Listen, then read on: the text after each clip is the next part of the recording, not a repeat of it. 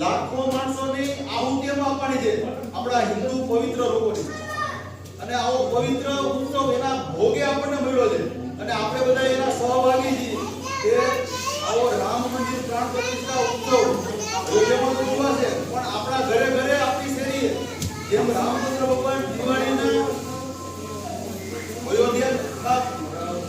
લંકાની વિજય મેળવીને અયોધ્યામાં જેમ પ્રવેશ થયો અને આપણે દિવાળી કેમ આખા દેશ એવું જો ઉત્સવનું વાતાવરણ આપણા ઘરમાં બને અને આપણા મંદિરે 11:30 થી 22 તારીખે 11:30 થી 1 વાગ્યા સુધી